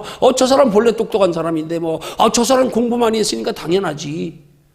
여러분, 조각가가 나무를 가지고 훌륭한 작품을 하나 만들었는데 아주 그럴듯한 나무 가지고 만들었어. 그러면 조각가 혼자 칭찬을 못 받아. 야, 그 나무 참 그럴듯하네. 야, 나무 멋있네. 근데 어디서 조각가가 정말 쓸데없는 불담도 안 되는 엉뚱한 나무 가지고 저기서 무슨 작품이 나올까 하는 나무 가지고 훌륭한 작품을 만들어 놓으면 나무는 온데간데 없고 그 작품을 만든 사람, 그 사람에게 모든 칭찬이 다 가는 거 아니에요? 바울이 약한 데서 예수의 능력이 드러나서 그들이 바울을 보면 저 사람은, 성경은 주석가들이 바울의 질병이 안질이라고 설명해요. 안질. 눈이 침침해가지고. 그래 더디오를 통해서 자기 글씨를 대필하게 하고. 저렇게 약한 사람, 저렇게 볼품없는 사람에게서 하나님의 능력이 나타나고 죽은 자가 살아나고 병이 치료되고 역사가 일어나는 걸 보니까, 야, 너 보니까 하나님 살아계신다. 근데 그럴듯한 그럴 만한 사람이 왕이 그랬다 그러면 졸제 그러면 왕이 뭐 돼요? 왕이 신대잖아. 왕이 신대잖아요. 우리 하나님이 영광 나타내시는 것도 하나님 날 통해서 영광 받으시는 걸 원치 않아. 내가 죽어져서 내 안에서 하나님만 나타나고 나는 도저히 나타날 만한 것들이 아무것도 없어야 하나님이 온전히 영광 받으시는 이 원리를 깨달아 알기 때문에 바울은 날마다 죽는다는 거야. 난 날마다 죽노라. 내가 죽어야 하나님의 영광이 나타나. 내가 죽어야 나를 통해 나타나는 영광을 내가 가리우지 않아. 내가 하나님을 영광에 배삼고 내 유익 삼지 않아. 그것 때문에 바울은 약한 걸 자랑한다는 거예요. 그래서 약한 걸 자랑한다는 거예요. 나 약한 거 자랑한다? 그럼 결국 어디에 상이 있는 거예요? 나로 통하여 많은 생명이 구원이 이루면 많은 사람을 옳은 대로 돌아오게 한 자는 하늘의 별과 같이 영원토록 비치리라. 영원토록이라는 말씀은 없어. 그냥 별과 같이 비치리라. 내가 죽어지는 데서 하나님의 뜻이 이루어지고 내가 죽어지는 데서 하나님의 영광이 나타나. 우린 자꾸 내가 산 것 가지고 하나님의 영광 나타내려고, 내가 산 것 가지고 자꾸 하나님 뜻 이루려고, 내가 산 것 가지고 믿음 보이려고, 거기에 다 자빠지고 앉았어요. 거기에 죽기를 힘쓰라 이 말이에요. 죽기를. 하나님의 성령의 빛이 비치면 자꾸 죽어지게 돼 있어. 그러니까 우리가 할 수 있는 건 오직 하나님의 성령의 빛을 받기 위한 노력만 하면 되는 거예요. 뭘 다른 거 하려고 그래 내가 자꾸. 뭘 엉뚱한 다른 것 가지고 비교하고 앉았어. 그거 아니란 말이에요. 자, 그 다음 말씀이 뭐예요? 그런데 하나님은 이렇게 연약한 우리를 천사로 바꾸려 하지 않으신다. 이 중요한 말이잖아요. 우리 천사로 바꾸려 하지 않는다니까요. 우리 있는 모습 그대로, 내 모습 이대로 주봐도 없어서 그 모습 있는 그대로 하나님을 이루셔야 하나님이 나타나. 그래야 많은 사람들이 하나님을 우리 안에서 발견하고 찾게 돼. 너 보니까 하나님 없는데 너 인격이나 배운 거나 뭘로 보면은 너 같은 놈이, 그런데 너에게서 나타나는 거 보니까 이건 네가 아니네 진짜. 정말 하나님이 있네. 우린 종종 나 때문에 하나님이 가려주실 때가 얼마나 많은 줄 아세요? 나 때문에 가리워져, 나 때문에. 어떤 데는 오히려 교만해가지고 내 능력, 내 믿음 자랑하다가 그것 때문에 오히려 하나님 영광 다 가리고 앉았어요. 나중에 가가지고 그것 때문에 부끄러움 당하게 만드는 거. 그것 때문에 예수 믿는 사람들 바라보고 오히려 실족하고 개독교인이라고 소리하고. 에이, 저기 믿는다는 게. 잘 믿는 자가 돼. 아이, 저 꼬라지 마라. 에이. 욕 다 먹이고 앉았어요. 욕 다 먹이고 앉았어요. 차라리 가만히 있으면 2등이나 가지. 뭘 잘난 척하고 드러냈다가 나중에 부끄러움 당하니까 하나님 욕이 다 가네. 자랑할 거 하나도 없는 거예요. 하나님 우리 됨됨이 가지고 영광 받기 원하시지 않아. 그 하나님 영광 가리우는 거야, 그게. 근데 우리는 하나님 영광 가리우는 걸 그렇게 쫓아가고 앉았네. 그거 이루려고? 그게 하나님 영광 가리우는 건지 모르고? 그거 아니란 말이에요.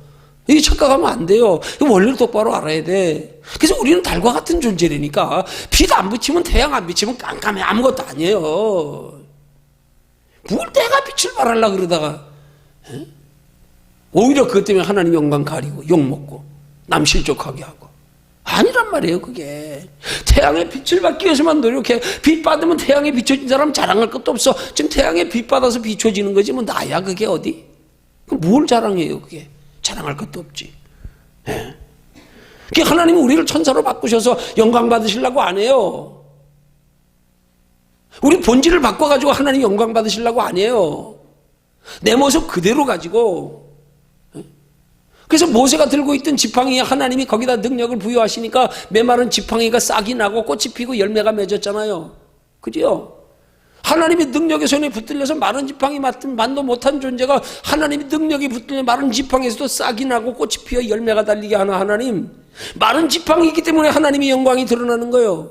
근데 우린 마른 지팡이를 자꾸 무슨 뭐 살아있는 지팡이로 만들려고 날마다 그 노력하고 신앙생활하고 앉았네. 이게 아니란 말이에요, 이게. 엉뚱한데 힘쓰지 말라고요, 엉뚱한데. 하나님 안에 나의 모습을 발견하고 깨닫고 연약함을 깨닫는 만큼의 믿음이라. 그 연약 때문에 오직 내 주님 없이는 못 살아 하나님을 더 의지하려는 마음의 간절함이 있는 거, 이게 믿음이라. 이게 가장 큰 믿음이에요, 이게. 다른 거 요구하지 않아. 자꾸 다른 거 가지고 기재기하지 말아요. 쓸데없이. 마귀가 좋아하는 짓거리야, 그거는. 자랑할 것도 하나도 없어. 뭘 자랑해, 다 하나님이 하나님이 주시는 거 아니면 자랑할 게 그게 하나님 영광 가리워. 예수 믿는 사람들이 그거 자랑하다 세상 사람들한테 욕 다 먹고 앉았잖아요, 지금. 그거 자랑하다 욕 다 먹고 앉았잖아. 그냥 내 모습 그대로 가지고 저들에게 보여줬으면 저들이 우리 바라볼 것도 없어. 그냥, 너들도 우리와 똑같구나. 실망할 것도 없어. 우리 모습 그대로 보이면 똑같네. 근데 다른 건 하나밖에 없어. 너하고 나하고 다른 건 단지 우리 소망, 관심, 목표가 다를 뿐이야. 나 당신이나 똑같이 자빠지고 넘어지고 실수하고, 나도 내 감정 억제하지 못해서 죄를 범할 때도 있지만, 그럼에도 불구하고 항상 주님 앞에 서면 나는 죄인으로서이다. 부끄러워하고, 하나님 앞에 부끄러워하고, 그럼에도 불구하고 우리 여전히 하늘에 소망 두고 사는 거. 난 너한테 보일 거 이거밖에 없어. 그럼 저 사람들 우리 욕할 것도 없어요. 똑같네 보니까. 한 가지만 달라. 가는 길만 다를 뿐이야. 나같이 똑같이 남란 옷 입었고 너희들이나 똑같이 똑같이 고생하고 있고 똑같이 실수하고 있고 똑같이 가고 있어, 세상길. 근데 목적지가 달라. 목적지가 달라. 다른 거 없어. 다른 거 없어. 똑같이 열차 타. 어떤 사람은 경부선 타고 어떤 사람은 장항선 타고 어떤 사람은 호남선 타고 열차만 타는 것만 다를 뿐이야. 근데 뭘 우리 보고 그 사람들이 욕할 게 뭐 있어요? 왜 그렇게 됐냐고. 왜 그렇게 됐냐고. 우리가 저들에게 신앙의 잘못된 개념을 심어줬기 때문에 그런 거예요. 예수 믿으면 뭔가 남들보다 본이 돼야 되고 사랑이 넘쳐야 되고 뭐 어쩌고 뭐 인격이 어쩌고 성품이 어쩌고. 아니 물론 예수 믿으면 그런 것들이 드러날 수도 있어요. 관심이 없어지다 보니까. 그럼 그런 것 가지고 저들이 날 높인다 그래도 자랑할 것도 없는 거예요. 그걸 일부러 드러낼 것도 없는 거예요. 아니야, 그거 나 아니야. 나 아니야. 오해하지 마. 나 아니야. 그럼 되는 거예요, 그냥. 그걸 성경은 뭐라고 말해요? 예수님 비유로. 오른손이 하는 걸 왼손이 모르게 해라. 무의식 중에 그냥 나도 의식하지 마. 그냥 억지로 드러내려고 그러고 자랑하려고 그러고 그러지 마. 이게 신앙이란 말이에요, 이게. 그게 어떻게 보면 우리가 하나님의 영광을 저들에게 비추기 위해서 우리의 본질적인 모습을 똑바로 보여줘야 돼. 근데 우린 자꾸 세상 사람들한테 우리 감춰진 가식적인 모습을 보여가지고 하나님의 영광을 드러내려고 그러네. 이게 문제가 되는 거란 말이에요, 이게. 너 보면 진짜 별 볼 일 없는데 보니까 뭔가 다르네, 그래도. 관심이 다르고, 목적이 다르고, 삶의 방식이 다르고. 그럼 그것 가지고 자랑할 것도 없어. 아니요, 나는 내 관심이 다르기 때문에 그런 것 뿐이야. 그러면 예수 믿는 사람이 욕먹을 거 하나도 없어요. 아니, 어떻게 보면 우리보다 예수 믿는 사람들이 더 못할 수 있어. 더 못할 수 있어. 저들은 바보들이야, 바보들. 바보들한테 뭘 기대하겠어요? 예수 믿어가지고 똑똑한 거, 인품 좋은 거, 그런 걸로 자꾸 하나님 이같이 너희 빛을 사람 앞에 비치게 하여. 그 말의 빛이 뭐예요? 성경이 말하는 빛이 어떤 빛이에요? 하나님의 빛이요. 근데 이 빛을 자꾸 우리 행실로 빛으로 개념을 잘못 가지고 있으니까 문제란 말이에요. 네 빛 비추지 마라. 네 성품 비추려 그러지 마라. 하나님의 빛, 하나님은 빛이라.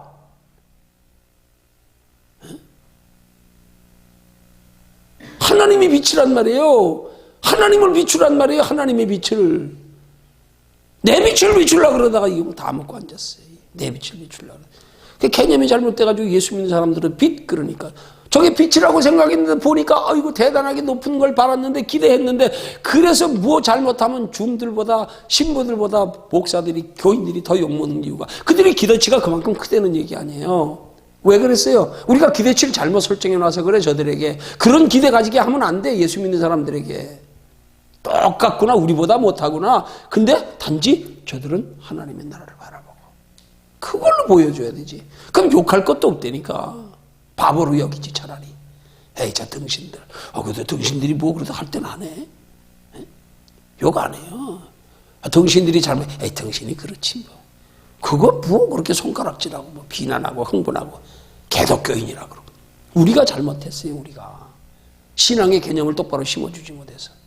이게 문제란 말이에요. 신앙의 원리를 몰라서. 자, 그래서 우리는 하나님께서 대신에 우리의 연약함을 돕기 원하신다. 이를 위해 돕는 자, 즉 부회사 성령을 보내셨다. 이 사실을 26절에서는 어떻게 말씀하는가? 자, 26절 로마서 8장 26절.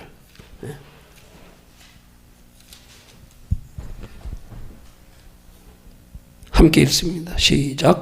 이와 같이 성령도 우리 연약함을 도우시나니 우리가 마땅히 빌 바를 알지 못하나 오직 성령이 말할 수 없는 탄식으로 우리를 위하여 친히 간구하신. 성령님이 우리를 기도로 도와주신다는 거예요. 성령님이 우리의 그런 연약함을 기도로 도와주신다는데, 어떤 기도로? 성령님이 우리의 탄식하심으로 우리 기도를 도와주신대. 그러면 성령님이 우리를 대신하여 기도해 주시는 기도는 뭘게? 이게 방언 기도란 말이에요. 우리가 방언으로 기도할 때 성령님이 내 안에서 나를 기도로 도와주신다니까. 나를 대신하여 하나님께 기도해 주신. 그게 방언 기도란 말이에요. 그래서 우리 방언 기도의 소중함을 알아야 돼요. 방언은 성령님이 나의 연약함을 도와주시는 기도. 여러분, 우리가 기도할 때 돌아보세요. 우리가 기도하면서도 죄 지을 때가 얼마나 많은 줄 아세요? 기도 자체는 거룩하잖아요. 근데 기도 내용 들어보세요. 거룩해요? 거룩할 때가 얼마나 돼요? 기도 내용 보세요. 거룩할 때가 얼마나 돼? 기도 자체는 거룩한 행위인데 기도의 내용을 보면 아니야. 그래서 하나님은 우리의 그런 부족한 기도, 죄악된 그런 욕심에 근거한, 불신앙에 근거한 기도들을 하나님은 우리 대신, 하나님의 꼭 맞게 대신 기도해 주는데, 우리의 연약함을 기도로 도와주신대. 안타까워하면서, 우리의 연약함을 안타까워하면서. 그래서 우리가 하나님의 뜻대로 살아갈 수 있는 길은 기도밖에 없음을 여기서 깨달아야 되는 거예요. 우리 힘으로는 될 길이 없어. 기도할 때 주님이 도와주시는 거야. 성령님도 우리를 도와주시는데 기도할 때 도와주신다니까. 기도해야 도와주신다니까. 성령님도 하나님께 우리 대신 기도로 우리를 도와주잖아요. 그러니까 우리는 얼마나 기도가 필요하겠냐고요. 우리는 성령님조차도 우리를 도와주시는데, 기도로 도와주시는데, 우리의 마땅히 빌 바를 알지 못하는 것을 대신 안타까워하면서 하나님께 기도해 주시는 걸로. 성령님도 우리를 기도로 도와주시는데 정작 우리는 기도를 얼마나 하냐 이 말이지요. 어떤 기도요? 성령의 인도함을 의지하는 기도. 얼마나 하냐 이 말이죠. 자꾸 기도하면서도 여전히 입만 가지고 기도하지, 몸은 내가 하려고 그러고 앉았네. 자꾸 입은 그냥 말만이요. 몸은 내가 다 하려고 그래. 그러다 안 되면 자빠지고. 이게 아니란 말이에요. 정말로 우리가 기도가 뭔지를 알고 기도로 사는 사람들은 기도로 하나님이 힘 주실 때까지 넘어지는 거 가지고 실망하지 마요. 낙심하지 마요. 기도하면 기도하다가 힘이 자라는 만큼 변해가는 거예요. 기도하는 만큼. 그 하나님은 우리가 기도할 때 우리를 능력의 사람을 만드는 걸 속에서 기도하는 우리 속에 성령님이 우리 속을 강하게 하시는 거라면 내면을 강하게 하시는 거란 말이에요. 내면을 믿음으로 만드시는 거란 말이에요. 근데 우린 지금 착각하고 있어요. 기도하면서. 어떻게 해요? 어떻게 해요? 내가 기도하면 하나님이 뒤에서 와서 붙들어주고 도와주는 줄 알고 내가 소원하는 거 뒤에서 이루어주는 걸로 도와주는 줄 알고 아니에요. 이 속에서 우리를 힘있게 한다니까요. 우리를. 영적인 세상 속에서의 저항력을 강하게 한단 말이에요. 기도를 통해서. 근데 우리는 속을 강하게 하려고 하지 않고 자꾸 기도를 통해서 뭘 응답받기를 원하고 문제 해결을 원하고 도와주기를 원하고 이러니까 기도가 잘못됐단 말이에요. 이게 기복적 기도가 되는 거 아니에요. 그래서 여러분, 우리 건강의 원리가 하나님 창조할 때부터 우리 스스로 건강하도록 하나님이 그렇게 구조를 만드셨어. 그래서 우리 속에서 뭘로 적혈구, 백혈구 서로 병균이 들어오면 싸워가지고 그걸로 힘이 생기고 면역력이 생기게 만들었는데 이걸 사람들이 외부의 병균을 다 차단하고 해가지고 연약하게 만들어버렸어요. 조금만 아프면 픽 넘어져. 왜? 속에 면역력을 안 키워가지고. 이게 똑같은 원리란 말이에요. 기도는 뭐예요? 우리 영적인 면역력을 속 사람을 키우는 게 기도인데 속 사람을 키우는 기도는 안 하고 겉으로 도와달라고 응답해달라고 축복해달라고 이러고 앉았으니까 이게 문제란 말이에요. 이게 그 기도의 원리를 잘못 알고 있는 거예요. 기도를 통해서 내 속사람이 변해가면 속사람이 변하는 게 나도 모르게 말과 행동으로 나타나고요. 속사람이 변한 것만큼으로 성령님이 내 영향력을 미쳐가지고 나는 가만히 있는데도 사람들이 날 보고 느껴지는 게 있어지는 거예요. 뭔가 그래서 정말로 능력 있는 사람들은요 알아요. 귀신 들린 사람들이요. 안 되니까요. 가까이 오면 부들부들 떨어요. 손을 저 기도해주면 화들짝 놀라고요. 우리 중국집 하던 집사님 남편이 술 취해가지고 다른 땐 부끄러워가지고 오지도 못하고 술 취하고 나니까 마누라 끌려가지고 왔어. 그래도 당당히 들어왔어. 그거 장동원에다 손대고 기도해 주는데 뭐 지금 믿음도 없는 사람 머리에 손대면 혹시라도 또 자존심 상해할까봐. 어깨 쪽에 손대고 기도해 줬더니 기도 끝나고 나서 하는 말이 술 취해가지고 술도 안 깨가지고 하는 말이 어이구 목사님 손대는데 막 뜨거워서 혼났대. 대리미판 되는 줄 알았대. 느낀다니까요. 뭘 느껴요? 내 속에서 하나님의 성령의 능력으로 역사하심이 느껴지는 거란 말이에요. 이런 내 속에서 성령의 능력으로 역사하심의 능력이 내적인 영역이 생겨질수록 이것들이 사람들에게 말 한마디에도 영향력이 가면서 왠지요 달라지고 역사가 이게 달라요. 영향력이 틀리는 거예요. 이게 영적인 에너지란 말입니다. 우리 영적인 에너지를 신앙생활하면서 키워야 되는데 우린 기도를 영적인 에너지를 키우기 위한 운동인데 이건 안 하고 날마다 기도로 이거 주세요 저거 주세요 이 문제 해결해 주세요 도와주세요. 아니요. 착각하면 안 돼요. 그러니까 기도의 소중함을 모르니까 아쉬울 때만 기도하고 답답할 때만 기도하고 아무 문제 없으면 에이 쉬자 자자 귀찮다. 왜? 기도의 원리를 모르니까. 여기서 명령을 키워야 여기서 죄와 싸워 이길 수 있는 믿음의 힘을 평소에 기도로 키워야지요. 그걸 키우는 거란 말입니다. 그럴 때 성령님이 도와주시는 거예요. 성령님이 어느 때 도와주시는지를 똑바로 알고 신앙생활을 해야 된단 말이에요. 성령님이 우리를 도와주시는 길은 기도밖에 없어요. 그래서 성령은 기도를 먹고 산다 하는 말이 있어요. 성경에 나타난 말은 아니지만 우리 기도하는 만큼 성령님은 내 안에 능력으로 역사하심이 강해진다고요. 우리 안에서 성령으로 역사하시면 그 성령의 역사가 무엇 때문에 우리 육체 때문에 제한되는 거예요. 이 육체의 껍질이 두꺼워가지고 이게 자존심, 자아, 자기 생각, 자기 신념 이런 것들이 강해가지고 성령님이 나를 통해 나타나시기가 너무 힘들어. 너무 두꺼운 옷을 입고 있어가지고. 과일 보세요. 잘 익으면 그냥 껍질만 건드려도 감 같은 건 톡 터져버리잖아. 우리 속에 성령으로 가득 차면은요 건드리기만 해도 주여 하고 나오는데 이게 안 돼 있으니까 기도가 안 돼 있으니까 못 이기는 거예요. 이게 성령님이 나타나고 싶은데 못 나타나. 내 육이 너무 두꺼워가지고 내 육이 너무 강해가지고 이게 깨지는 게 성령의 기도 작업이란 말입니다. 이거 소홀히 하면 육체의 껍질만 자꾸 두꺼워지는 거예요. 이게 더 두꺼워지는 거예요. 갈수록 이걸 우리가 알아야 된단 말입니다. 그 날마다 기도를 통해서 우리 육이 죽어가야 돼요. 우리 생각이요 성령에 사로잡히는 생각이 더 강하고 그건 내 속에서 악한 영의 생각이냐 내 생각이냐 하나님의 성령 어느 생각이 나를 끌어가고 지배하는 게 더 강하냐 이 싸움이란 말이에요. 이게 성령이 나를 끌어가는 힘이 더 강해질 때 그게 능력인 거예요. 그게 나를 이기고 정력을 이기고 세상을 이기는 거란 말이에요. 그걸 부지런히 해야 되는 거예요. 그게 우리 생명의 젖줄이란 말이에요. 그래서 주님은 우리에게 쉬지 말고 기도하라 그러는 거 아닙니까? 그래서 기도가 호흡이라 그러는 거 아닙니까? 호흡은 생명이잖아요. 호흡 끊어지면 죽어요. 몇 분 안 가요. 제일 빨리 죽는 방법 호흡 끊어지면 끝나요. 숨 막으면 끝나버려. 간단해.